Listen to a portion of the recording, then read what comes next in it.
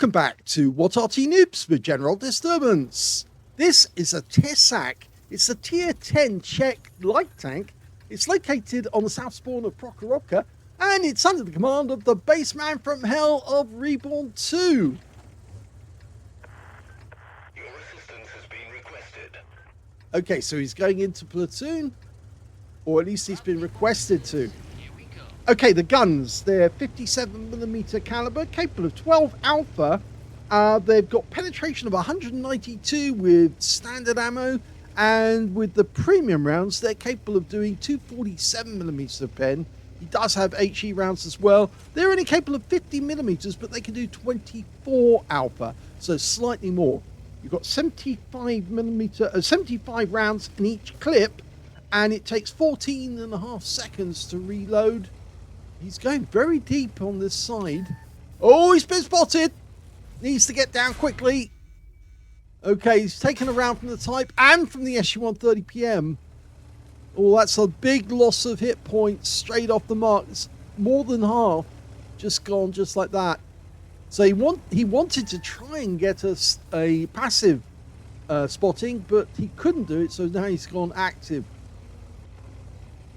Okay, the tank that this one is based on is the MV7X, so presumably that was built in 1971, or at least designed back then. But this tank is a derivative. Let's get the word right. It's a derivative of the MV7X. Okay. The idea being to strafe the enemy with enough rounds that you can put them down fairly quickly. Basically, it's what the American Bradleys do at the moment. Of course, they've only got a 25mm round, but they spray the enemy with enough rounds to actually knock out the optics on the enemy tanks. And so the enemy tanks have a very bad day because they can't see the enemy once they've been completely covered.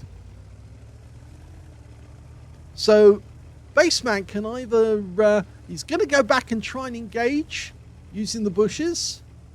He must be worried about that ELC. There he comes up again. He wasn't spotted. Oh, he was spotted. Sorry. Yeah, I'm getting this wrong. Of course, the ELC has got fairly good view range, and so he picked us up. Okay, the T95 wanting help. We're trying to get as close as we can so we can passively spot in the bushes. There's only this bush up here, but of course if you go into that bush and knock the tree down, then everyone knows where you are. And we just saw trees going down on the main tree line. Okay, so he's in. There's the ELC. Oh, he did get spotted. That ELC probably has the commander's vision system. So does Bassman. He's also got the coated optics, and I think he's got the exhaust as well. So yes, he's actually set up to either be passive and spot on the enemy. Most tanks actually do pick up that commander's vision system and enables light tanks to see through the bushes. He's found the Panther Spy and the Type 57. That's the one who hit him earlier. Panther just took 2 big hits, and the Bassman does actually have some spotting assist now. In fact, here comes the Manticore. He's just going to lock on. Yeah, look at that. In fact, the Panther Spy went down first. Oh, and the Manticore just got nuked by the Arty, and that we picked up the communications expert for that one. Yes, it's a lot of spotting went on there. He got a fair number of shells into the Manticore, but of course the M53 finished him off. Don't get careful! Oh, yes, he got too close to the ridgeline there, and the Type 57 took advantage of him again. Okay, we've got the T95 headed south. If we pop up over the ridgeline, that SU-130PM, well, he's being hammered, so he's probably not going to shoot at us as we pull back. Well, the SU-130PM's not going to be hurting anyone anymore. He's just got wiped out. So one of our teammates managed to get that one. And we got the spotting for it as well. Okay, he's getting close again. That T95 is suicidal. He's actually headed straight south. And our teammates are probably, at this moment, shredding him. We can just see the ELC over near the center line. T95's almost finished off, and he's gone. Okay, so we're right up at the center line. Got these bushes between us and that Type 57 and a T28. Okay, so at this moment, there's nobody spotting us over on the right side of the battlefield, and these guys are starting to get in trouble. The Type has changed position. He's actually gone out to the center. Maybe he realizes that he needs to be spotting. He did see us. Okay, so yes, that's what he was trying to do. He was trying to change the range and go out into the center so he could act as spotter. Okay, they lost their T28. The Type 57 is just over the center line, but he's being attacked by a Lorraine 40-ton. And now we're on the other side of the bushes, which means that the enemy can't actually see the baseman, because the Type 57 rather, because we've got two sets of bushes in between us.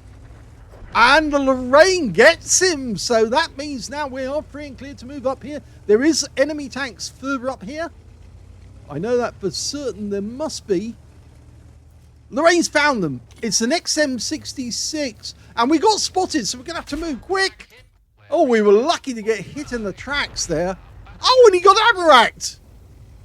The XM just got ammo-racked by the Lorraine, who put a 100mm round into his magazine, and he's no more. Is there anybody else up here?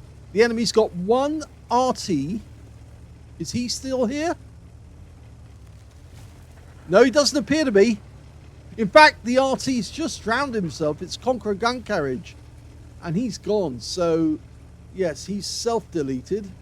Not a good thing to do. Always try and fight to the bitter end, because, of course, there's more hit points to be got out there, and the more that you get, the bigger the prize. It doesn't matter if you die in battle, so long as you die valiantly fighting the enemy. Okay, Scorpion, go for it.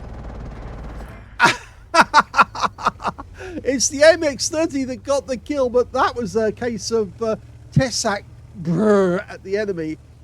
Yeah, guns go burr and enemy die. Okay, so he's on a full mag. He's reloaded. It's 0.05 seconds between each shell going into the breach on this thing, so it reloads incredibly quickly. There's only one enemy left now. It's all that's left is the Toro. The Standard B got wiped out by the Batchat 155-55. There's the Toro. We're north of him, or not north, but south of him, I should say. And he's blasting away. The kill goes to the MX-30 again. So at least he got two. And that's a victory. Here's the end of battle stats, and that was the first class tank for the baseman from hell in the Tesák. He managed to get a spotter badge for spotting at least 1,000 hit points of damage, and he also got a win rate of 1,430, which is not a lot, but he was trying to do spotting. And when, of course, you're doing spotting, you tend to get low win rate because you're not actually doing any actual damage. You're just trying to spot the enemy for your team, and that's why he got the spotter badge, because, of course, he did spot. Let's have a look at team score. Well, he didn't get a huge amount of damage. The high scorer was the T95 on our team, the guy who actually contacted us. He wanted 2,000. He managed to get 2,697. Second highest was that Type 57, who managed 2,636.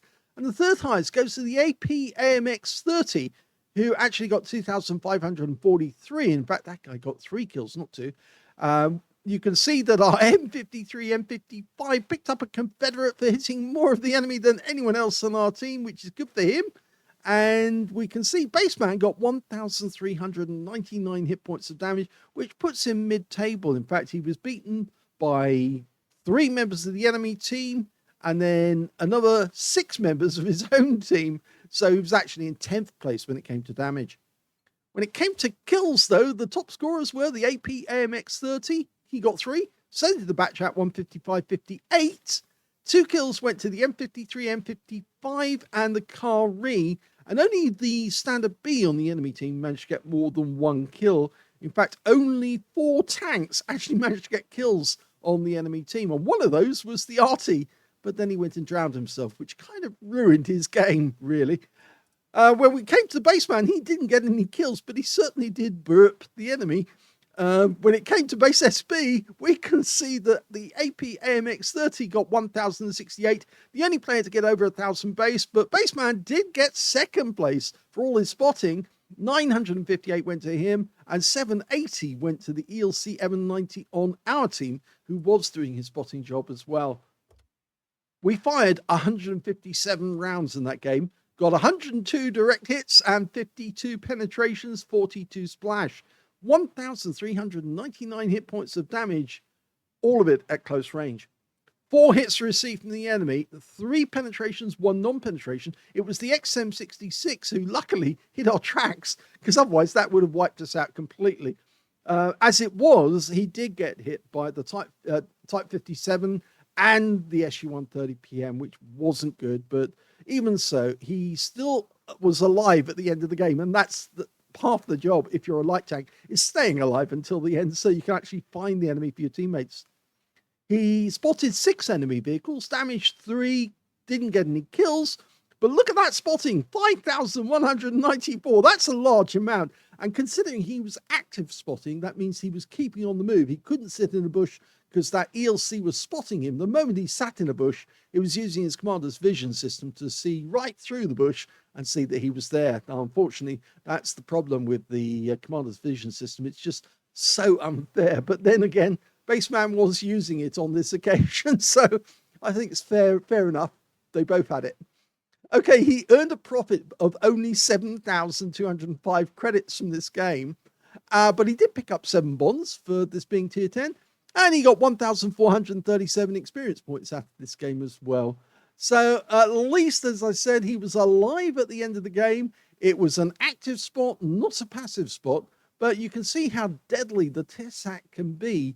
And I think under the right circumstances, this little thing can run around the battlefield. It's got a top speed of 65 kilometers an hour. It can run around the battlefield as well as the ELC, but it's a little bigger.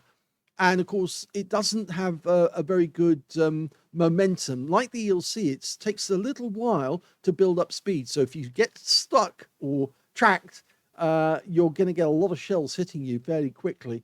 And so, yes, he was lucky on several occasions that he didn't take more damage.